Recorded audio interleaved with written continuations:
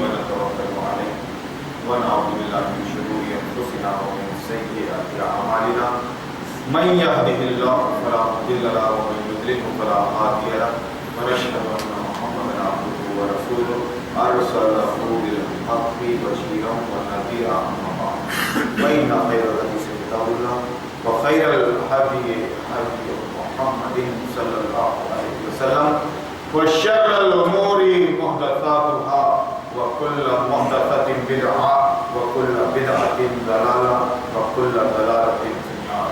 أعوذ بالله من الشيطان الرجيم. بسم الله الرحمن الرحيم. قال تعالى: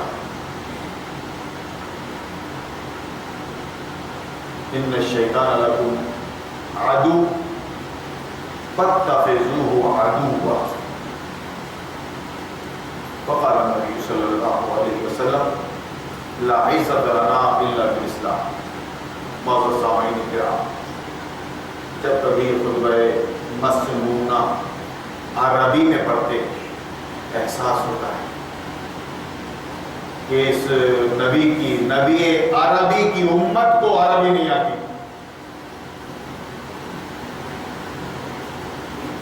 جب قرآن سنتے ہیں نمازوں میں، تلاوت میں، اور بالخصوص تقریروں میں خطبہ مسنونہ، تو یہ احساس پیدا ہوتا ہے کہ وقت کے ابلیس نے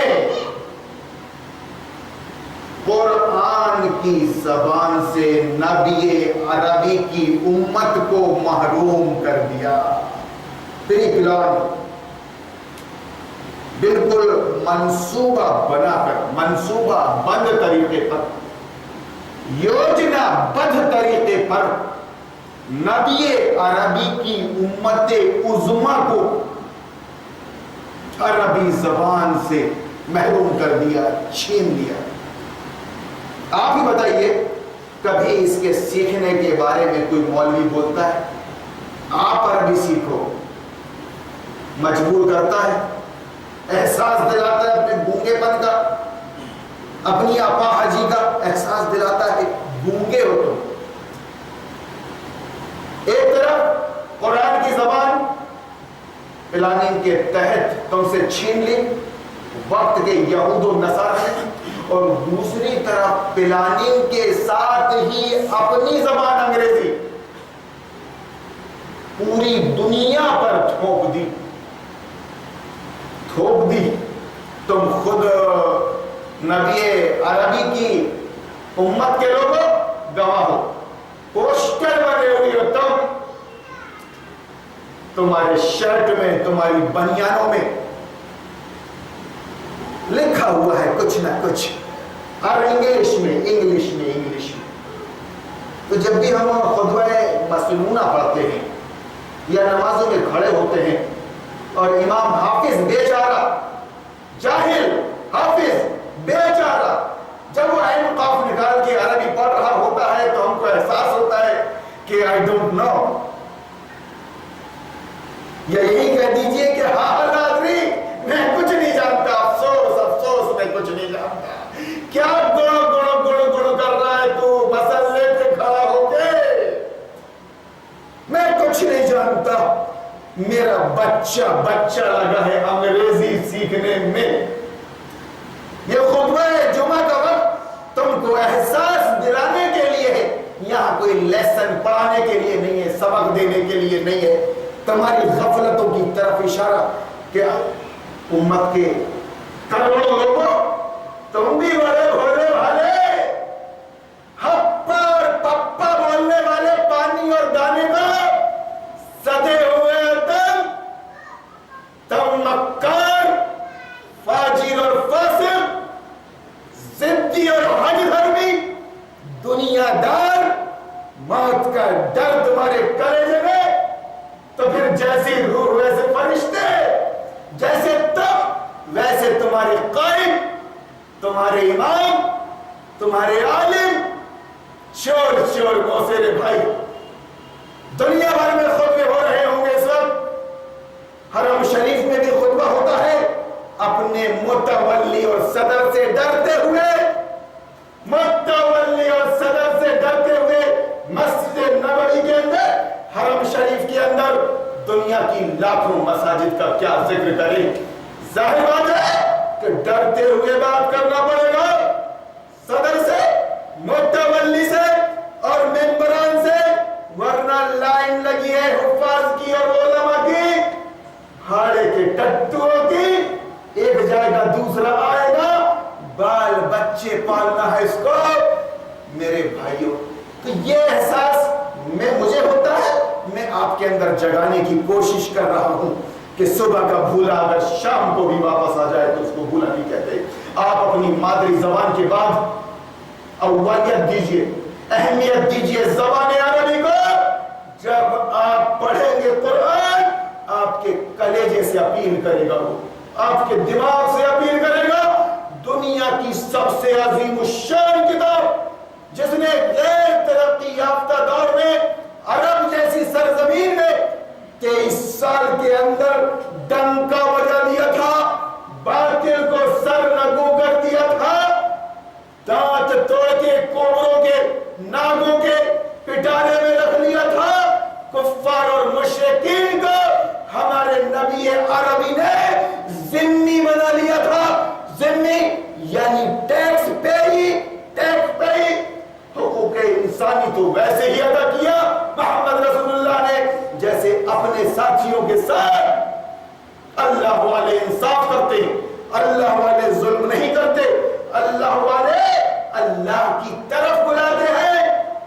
لیکن جنہوں نے اللہ رسول کا چولا پہن لیا ہے, نام ڈپلیکیٹ, دین ڈپلیکیٹ, ان کا قرآن ڈپلیکیٹ, وہ مسلک کی دعوت دیتے ہیں, قرآن سنا کر وہ اس امت کو بانٹتے ہیں, ان کو خطبہ اور کو خرافات سے بدعات سے لگاتے ہیں, ان کی بدترین محفلوں میں شرکت کرتے ہیں, شادیوں جیسی, ولیمے جیسی, عقیقے جیسی, ختنہ جیسی.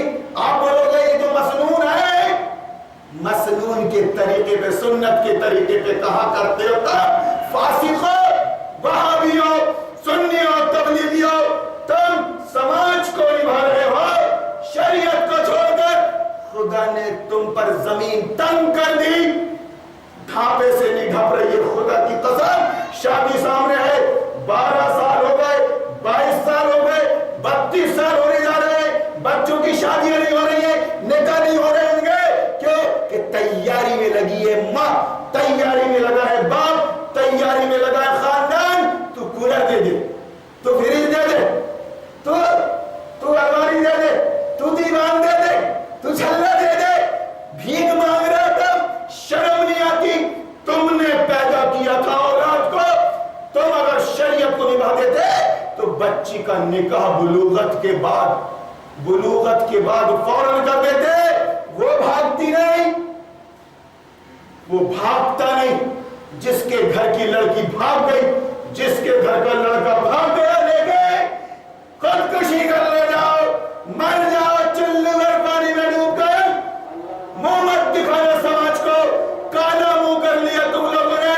مگر سوال یہ ہے کہ 12 اور 22 اور 32 سال تک پہنچانے میں ہاتھ کس کا ہے؟ اسی بددین سماج کا, اسی بددین سماج کا جہاں شادی ضروری ہے. نکاح کا نام لینے والے, نکاح کا نام لینے والے, نکاح کا مشورہ دینے والے نکو بن گئے ہیں. ایسا بوڑھے ہوتا ہے, بات کچھ دیکھنا پڑتا ہے, بات کچھ نبھانا پڑتا ہے. سنا, داڑھی کی سنت, ٹوپی کی سنت اور ٹخنے کی سنت دیکھنے والے مولویوں, مفتیوں, میرجیوں, تمہاری شادیوں میں سنتوں کو کیا ہو جاتا ہے, تمہاری غمیوں میں کیا ہو جاتا ہے جب میت پڑے رہتی ہے 24 گھنٹے. اس پر مزید بددینی کیا کہ جنازے کو لے کے جلدی چلو, جنازے کو لے کے دوڑو, حدیث میں آیا ہے جلدی کرو. ارے تم نے قسم کھا لیے کہ ارے مسلمانوں کہ نبی کی ہر بات کا الٹا مطلب نکالیں گے. جنازے میں جلدی کرو کا مطلب یہ کہ ابھی انتقال ہوا ہے ظہر میں, اس کو اثر تک اگر تیاری ہے، اگر تیار ہے، اثر تک سپرد خاک کر دو، اس کی تدفین کر دو۔ 3 گھنٹے تم کو مل رہے ہیں 1 سے 4 تک۔ جلدی کا مطلب یہ ہے وہابی، سنی، بریلوی، دیوبندی، تبلیغی، اہل حدیث بیچارے حدیثوں کا مطلب بتاتے ہیں، بڑے بڑے علماء ہیں، سوال مجھ سے کر رہے ہیں ارے جنازے کے ساتھ ذرا نرمی کرو، اس کو ہلا ڈلاؤ مت، ہو سکتا ہے اس کا کفن گندا ہو جائے، تم نے جو غسل دیا ہے اس کو وہ نہ رہے، اس طرح لے جاؤ اپنے گھر سے قبرستان تک۔ جلدی کرنے کا مطلب یہ ہے کہ 24 گھنٹے مت رکھو، میرا باپ آتا ہی ہوگا، میرا بیٹا آتا ہی ہوگا، میری بیٹی آتش ہوگی اور آج گئی ہے اور رک نہیں سکتے کیا، اور جنازے کو روکو، میت کو روکو، کہاں؟ روڈ میں، اور نامحرم کو دکھاؤ، عورت کو نامحرم کو۔ تم مسلمان نہیں رہے، خدا کی قسم، اب تمہارا دین رہ گیا ہے شب معراج میں، شب بارات میں، 12 مہینے کے 12 تہوار۔ اب تم مسلمان نہیں رہے، تم کیا ہو گئے؟ شدھیکرن ہو گیا تمہارا، تمہاری گھر واپسی ہو گئی۔ گھر واپسی اگر اعلان کر دو گے تو انعام بھی ملے گا۔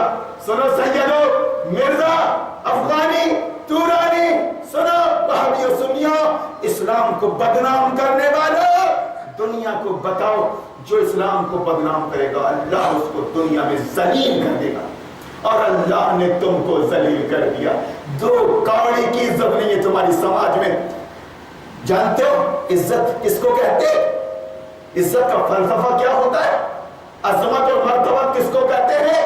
ہوا نہیں لگی اس کی تم کو، تم سمجھ رہے ہو کہ زندگی بھر حرام خوری کرا، اپنی بیٹیوں کا، اپنی بہوؤں کا مال کھاؤ، بھاڑ کھاؤ اور پراپرٹی بناؤ، بنگلے بناؤ، بنگلے بس اسٹینڈ میں 2 3 گاڑیاں دکھاؤ، پراپرٹی دکھاؤ۔ ہم سماج میں باعزت لوگ ہیں، ہم سیٹھ ہیں، سیٹھ، ہم پٹیل ہیں، ہم سرمایہ دار ہیں۔ سنو رے سبزی بیچنے والوں، فروٹ بیچنے والوں، ٹھیلیاں لگانے والوں، تم پھکٹے ہو، تم غریب ہو، تم فقیر ہو، کوئی عزت نہیں تمہاری۔ تم کو ہمارے ماتحت رہ کر ہم کو آتے جاتے سلام کرنا پڑے گا۔ مولوی سلام کر رہا ہے سیٹھ پٹیل کو، مدنی سلام کر رہا ہے، عمری و سلفی سلام کر رہا ہے، بیچارہ کرنا پڑے گا۔ میرے مدرسے میں رہنا ہے، میری مسجد میں رہنا ہے، میری جمعیت میں رہنا ہے تو سیٹھ پٹولوں کی غلامی یعنی سرمایہ داروں کی، وقت کے ابو جہل اور ابو لہب اور عبداللہ ابن منافقوں کی کرنا پڑے گا، چاہے تم کو۔ اور سنو قوم کے فاسق لوگوں، تم اس وقت درس حدیث و درس قرآن اپنے بھاڑے کے ٹٹو سے سن رہے ہو۔ تم جو بیچارہ جماعت سے ڈرتا ہے، کمیٹی سے ڈرتا ہے، جو صدر و متولی سے ڈرتا ہے، یہ بات میں مرتے دم تک تمہارے سامنے کرتا رہوں گا۔ خیریت اسی میں ہے کہ اپنے مرض کا علاج حکیم حاذق سے کرواؤ، حکیم حاذق سے، اسپیشلسٹ سے کرواؤ، حکیم کے لونڈے سے مت کرواؤ، جھولا صاحب سے۔ یہ سب جھولا چھاپے بیچارے جنہوں نے یہ نہیں بتایا کہ عربی سیکھنا تم پر فرض ہے نبی کے لوگوں، کیونکہ ساری دعائیں مسنونہ عربی میں، اذان عربی میں ہے، قرآن عربی میں ہے، تمہارا سب کچھ عربی میں ہے۔ تم کو عربی سیکھنا ہے اور عربی تہذیب کے اور عربی کلچر کے مطابق اپنی زندگی گزارنی ہے۔ تم کو کفار اور مشرکین کو نیگلیکٹ کرنا ہے، ان کو عملاً دعوت دینا ہے اسلام کی، ان سے دوری بنائے رکھنا ہے۔ ان کا وائرس اگر تم کو لگ گیا تو نہ لیپنے کے رہو گے نہ پوتنے کے، خدا کی قسم۔ اس لیے تم کو زیادہ ہوشیاری نہیں بتانا ہے۔ خاص طور سے اللہ نے جن کو یہاں آنے کی اور حق سننے کی توفیق دی ہے اور جو بات کو سمجھ چکے ہیں کہ اصل دین اس نظام جمہوریت کا انکار ہے، اصل دین ان پرتکلف اور بیہودہ محفلوں کا بائیکاٹ ہے، شادیوں جیسی حلال روزی کمانا، اپنے پیٹ میں ڈالنا اور نکاح شریعت کے مطابق کرنا، اپنی بچیوں کو گھر کے اندر اپنی نگرانی میں رکھنا اور اپنے بچوں کو مرد بنانا، کما کے لاؤ، حلال روزی، حلال تجارت، یہ دین ہے۔ یہ دین اگر یہ نہیں تو خدا کی قسم، سنو دارالمطالعہ کے لوگوں، تم ذمہ دار ہو، میں ایمان کی بات کر رہا ہوں تو تم مخاطب ہو، تم ہوشیاری بتا رہے ہو اپنے اللہ کو، اپنے رسول کو، حاج عمری کو، تم اٹینڈ کر رہے ہو اس فاسق قوم کی مہمانی کو، اس کی دعوتوں کو، کیا بتا رہے ہو تم؟ خدا نہیں دیکھ رہا ہے، ہارون نہیں دیکھ رہا ہے تو خدا تو دیکھ رہا ہے، اور تمہارے سینوں کے بھیدوں سے واقف ہے، علیم بذات الصدور، کس کو صفائی دے رہا ہوں؟ مجھ کو آتا ہے وہ ایسا وہ ویسا وہ اتنا وہ اتنا نہیں، یہ قوم فاسق ہے، منافق ہے، خدا رسول کی باغی ہے، یہ نظام باطل و جمہوریت کو ووٹ دینے والی ہے، یہ نظام جمہوریت کا سلیبس پڑھنے والی ہے، یہ حدیث و قرآن کے خلاف بغاوت کرنے والی ہے، اور ان کے مولوی بیچارے دین بتانے بڑے ہیں داڑھی ٹوپی ٹکنے میں، فاسق ہے علماء سو۔ آپ اللہ کو گواہ بنائیے، ہماری دعوت کا نقطۂ آغاز یہ عمل ہے، ایمان علم کو کہتے ہیں اور اسلام عمل کو کہتے ہیں۔ اگر آپ کا عمل قرآن و حدیث کے مطابق نہیں ہے تو آپ منافق ہو، فاسق ہو، فاجر ہو، اور یقیناً نہیں ہے کوئی سبجیکٹ نہیں چھیڑا جاتا، کوئی سبجیکٹ ممبر رسول پر بس 12 مہینے کے 12 تہوار، اور سنا ہماری مسجد میں نماز پڑھنے آنا، ہم کو چندے دینا، ہمارے مسلک کے مطابق بیٹا بریلوی بننا، تمہارا باپ بریلوی تھا، تم کو بھی بریلوی بننا پڑے گا، تمہارا باپ وہابی تھا، کٹر وہابی، تم کو بھی وہابی بننا پڑے گا۔ خدا کی قسم کیا جواب دو گے خدا کو؟ قبر میں تمہارا دین کیا تھا؟ وہابیت تھا، سنیت تھا، بریلویت تھا، شیعیت تھا۔ تمہارا نبی کون تھا؟ ہمارا نبی مودی تھا، سونیا تھی۔ ہمارا لارڈ کون تھا؟ خدا کون تھا؟ ہمارا خدا یہ سپریمو تھا، قانون، ہندوستان کی جمہوریت، انسان تھے، انسان جو قانون بنا کر دیتے تھے اور ہم عمل کرتے تھے۔ ارے تم انا للہ و انا الیہ راجعون، موت کا ڈر اور دنیا داری تمہارے اندر پیدا ہو گئی، حق کو سمجھنے کے لائق نہیں رہے۔ دورہ سا پڑ جاتا ہے، خدا کی قسم ہم کو جب یہاں آتے ہیں تو تیاری کر کے نہیں آتے، ہفتہ اور 15 دن سے تیاری کر کے خطبہ جمعہ دینے جانا ہے، تم کو دیکھ کر ہی دماغ خراب ہو جاتا ہے۔ کیا نہا دھو کے اور ٹوپی پہن کے آئے ہو، دکان سے باہر نکلو گے مسجد سے ٹوپی پہناتے رہو گے، ہفتہ بھر پگڑی پہناتے رہو گے لوگوں کو، تم نہایت حرام خور، تم نے دین کو دنیا کمانے کا ذریعہ بنا لیا، اس ناچنے والی سے بدتر ہو تم جو دنیا کما رہی ہے دنیا کے نام پر، لیکن تم اس سے بدتر اس لیے کہ دین کے نام پر دنیا داری کر رہے ہو۔ تمہارے باپ نے وراثت پہ دے دیا مسجد مدرسہ، تمہارے گھوم رہے 50% میں ہندوستان سے چندہ لانے والے، اور پھر بینک بک، ارے باپ رے، نمبر معلوم نہیں کتنا آ رہا خزانے میں۔ سنا ایک دن اٹیک آئے گا، مر کے چلے جاؤ گے، قبر میں لالے پڑ جائیں گے۔ دنیا چھوڑ دیے 44 پریسیڈنٹس امریکہ نے، تم دنیا چھوڑ دو گے، لالے پڑ جائیں گے، وہاں کوئی کسی کے کام نہیں آئے گا۔ خدا کی قسم اس کے بعد پھر یہ شیطان نکلوائے گا عربی کا قرآن، 30 پارے لے آؤ، پیٹی لے آؤ، پیٹی خرید کے 30 پارے والی، مدرسے سے لڑکوں کو بلا لو جو بیچارے چوکر کھاتے ہیں، بلا لو ان کو، ابا مر گئے، قرآن خوانی ہوگی، تیجا ہوگا، 11 ہوگی، 13 ہوگی، 40 ہوگا، یہی بات میں تم مسلمان نہیں ہو، تمہاری واپسی ہو چکی ہے، ورنہ اپنے دین کے اگر تم قرآن و سنت سے ثابت کر دو گے تو ہارون عمری نہ تو ہار جائے گا، زندگی بھر تمہاری غلامی کرے گا. خدا کی قسم. کیوں حرم شریف والوں کو، کیوں مسجد نبوی والوں کو دین نہیں معلوم؟ دین نہیں معلوم؟ ان کے پاس دین نہیں ہے. کیوں رے حاجیہ، معتمر، عمرہ کرنے والا، جا کے آ رہے ہو، جا کے آ رہے ہو، جاتے جا رہے ہو، آتے جا رہے ہو، ذرا بتاؤ جو اپنی آنکھوں سے دیکھ رہے ہو بتاؤ، ورنہ اندھے گونگے شیطان کہلاؤ گے تم. خدا کی قسم آج موت زیادہ آسان ہے زندگی سے. شیطان مردود کا دورہ ہے، لٹ اس کے ہاتھ میں ہے، حکومت اس کے ہاتھ میں ہے. اس نے تمہاری زندگی کو تنگ کر دیا، نہ جینے دے رہا ہے نہ مرنے دے رہا ہے. یہی تو ہے قرآن مجید کا خلاصہ کہ جب جب پاور آدم کے ہاتھ میں رہے گا شیطان کی ایسی تیسی ہوگی، لیکن جب پاور کافر اور مشرک کے پاس رہے گا، شیطان کے پاس، تو وہ آدم کی ایسی تیسی کرتا رہے گا. اور قرآن نے کہا آدم و شیطان سے متعلق، آپ غور سے اس پوائنٹ کو نوٹ کیجئے کہ قیامت تک آدم و شیطان کے درمیان سمجھوتا نہیں ہو سکتا، سمجھوتا نہیں ہو سکتا، سمجھوتا نہیں ہو سکتا. تم کون ہوتے ہو 47 میں سمجھوتا کرنے والے اس نظام جمہوریت سے؟ وحی الہی کے ذریعے، وحی الہی کے ذریعے علماء نے سمجھوتا کیا تھا. کیا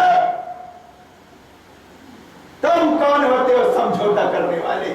جبکہ اللہ فرما رہا ہے اللہ کہ قیامت تک آدم اور شیطان کے درمیان سمجھوتا نہیں ہو سکتا. یعنی اسلام اور کفر کے درمیان، مسلمانوں اور کافروں کے درمیان سمجھوتا، دائمی سمجھوتا. بڑے نکات بیان کرتے علماء، وہی تو بول رہے علمی گفتگو ہم سے کر لو. کامٹی میں ناگپور میں سیونی میں علمی گفتگو کرو، علماء بیٹھے گے، بات کرو. حالت اضطرار کا مسئلہ، احوال البلیتین کا مسئلہ سب تمہارے سامنے آئے گا. حالات آئیں گے، نبیوں کا ذکر ہوگا، قرآن کا ذکر، سیرت النبی کا ذکر نہیں آتے. کیا چور کی داڑھی میں تنکا؟ تم نے سمجھوتا کر لیا نظام باطل، نظام جمہوریت سے، اور تم ماتحت ہو سیاسی لوگوں کے. مسجد کے اندر سیاست، سارے سیاسی لوگ پارٹیوں کے ذمہ دار، قوم سے ووٹ دلانے والے پارٹیوں کو. کسی وقت کہا جاتا تھا کہ سیاست الگ ہے، دین الگ ہے.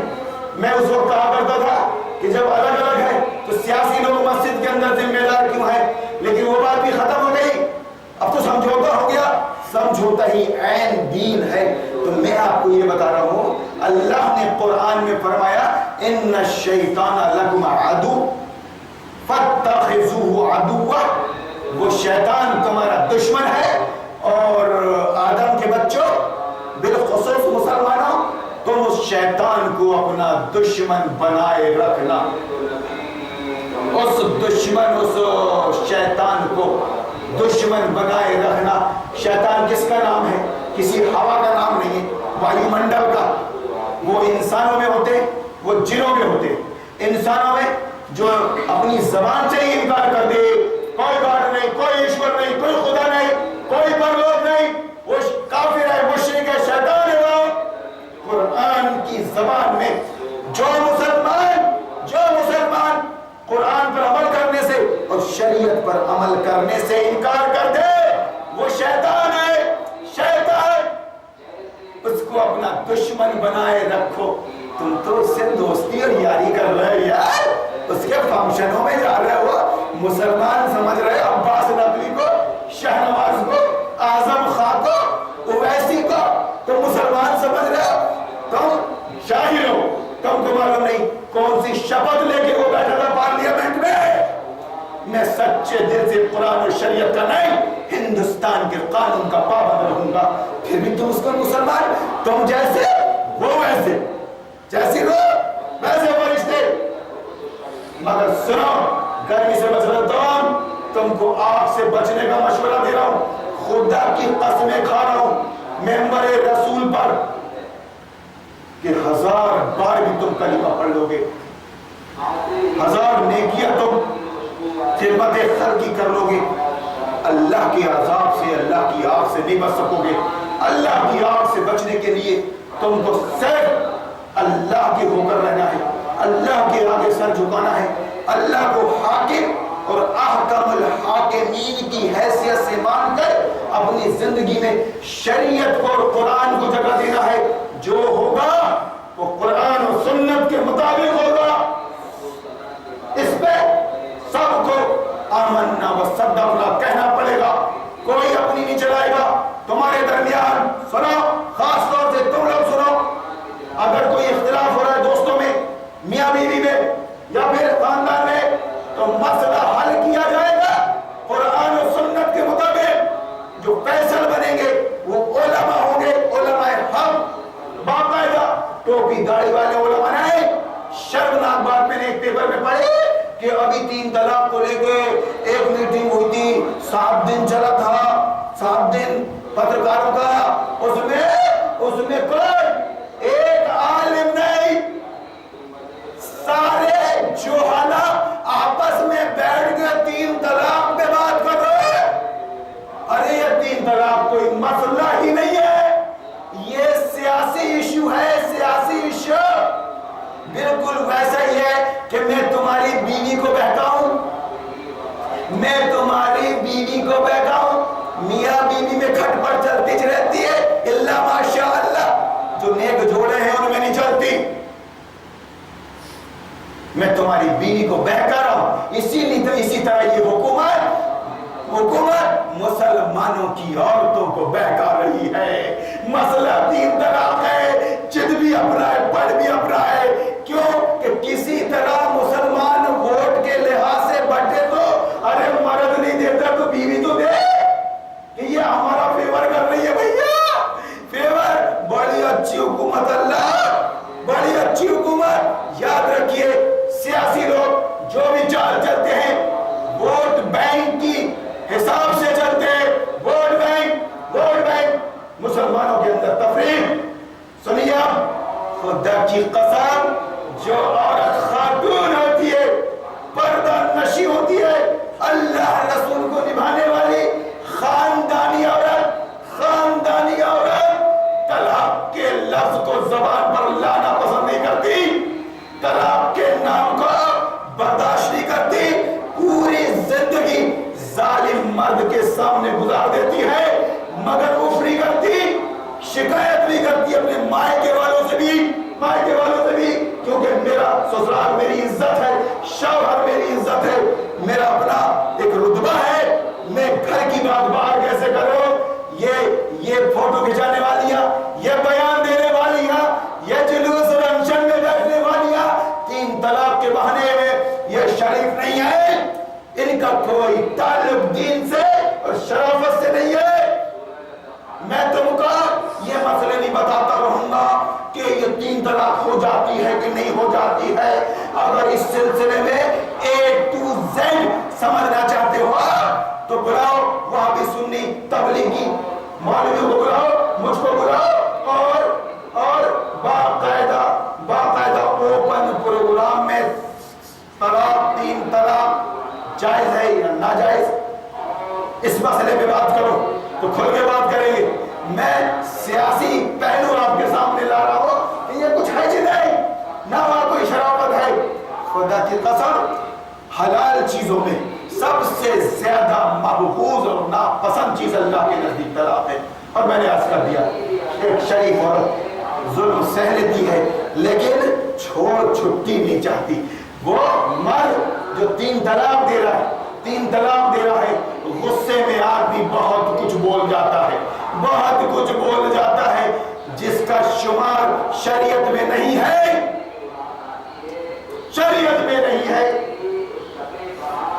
اگر قتل ہوتا ہے آپ کے ہاتھ سے تو یہاں کی جج بھی دیکھتی ہے کہ یہ جان بوجھ کر ہوا ہے یا دھوکے سے ہوا ہے، نارملی ہوا ہے یا غصے میں ہوا ہے۔ الگ الگ سزائیں متعین کرتی ہے۔ یہ دین فطرت اسلام ایک ہی وقت پر تین طلاق، نہ شریف مرد اس طرح کہتے ہیں اور نہ شریف عورتیں اس طرح سنتی ہیں۔ یہ کہاں طلاق سے پہلے نکاح کی طرف آؤ، نکاح کی طرف کہ تمہارے نکاح ہو رہے ہیں، بچیاں بھاگ رہی ہیں، بچے بھاگ رہے ہیں، ولیوں کی اجازت شامل نہیں ہے۔ آؤ تو الف سے آؤ، میٹھا آؤ اور کڑوا تھو۔ یہ بتاؤ علماء، مسلم پرسن اللہ کے لوگوں، جمعیت العلماء کے لوگوں، کیا تمہارا نظام جمہوریت اور نظام طاغوت میں اس طرح کمیٹیاں بنا کر رہنا عہدوں پر اور میٹھا اور کڑوا تھو کرنا شریعت کے حساب سے صحیح ہے؟ تین طلاق کا مسئلہ اٹھانے والوں، شریعت کی روح سے تمہارا ہندوستان میں چین سکون کے ساتھ رہنا نظام طاغوت کے ماتحت، اس کو ووٹ دینا، اس کا سلیبس پڑھنا، اس کے گن گانا، کیا یہ قرآن و شریعت کی روح سے جائز ہے؟ دنیا کے سامنے سوال ہے، یہ بتاؤ۔ اسلام ایسی اجازت نہیں دے سکتا۔ حالت اضطرار کا مسئلہ صرف یہ ہے کہ میں گھٹ کے یہاں جی رہا ہوں، کیوں کہ قرآن کے احکامات نافذ نہیں کر سکتا میں، میرے سامنے طوفان بدتمیزی ہو رہی ہے، پاور میرے پاس نہیں ہے، میں اللہ سے دعا کرتا ہوں کہ اللہ تو مجھ کو پاور دے، اسلامی حکومت دے جس میں اسلامی قانون نافذ کرو اور ہر بدماش کی کھال کھینچو۔ یہ ہے دین و شریعت میرے بھائیوں۔ اس لیے ترتیب یہ ہے کہ آپ ذمہ داری کے ساتھ اپنے دین کو سمجھیں، قرآن سے جتنا بھی سمجھ میں آ رہا ہے اس پر عمل کریں، اور یہ سلسلہ سیکھنے سکھانے کا قرآن و سنت کا جاری رکھیں، اپنے عمل سے لوگوں کو اسلام کی طرف بلائیں، اور کسی بھی کنڈیشن میں نظام طاغوت اور نظام جمہوریت کا اقرار نہ کرے۔ حالت اضطرار مجھ کو بھی ہے، آپ کو بھی ہے۔ میں مثال دیتا ہوں کہ بہانہ کر کے، مجبوری کا بہانہ کر کے تم پورا سور کھا جا رہے ہو فریج میں رکھ کر، میں مجبوری کا بہانہ نہیں کر رہا ہوں، مجبوری مجھے لائق ہے تو سور کی 2 بوٹی میں بھی کھا رہا ہوں، پورا مسلمان نہیں بن سکتا، میں 2 بوٹی کھا رہا ہوں 2 شرطوں کے ساتھ۔ اب علماء کرام فضلائے اعزاز بات کر لینا ہم سے۔ بارک اللہ لنا وَلَكُمْ فِي الْقُرْآنِ الْعَظِيمِ وَنَفَعْنَا وَإِيَّاكُمْ بِالْآيَاتِ وَالذِّكْرِ الْحَكِيمِ إِنَّهُ تَعَالَى جَوَّادٌ كَرِيمٌ مَالِكٌ وَالرَّؤُوفُ الرَّحِيمُ وَالرَّبُّ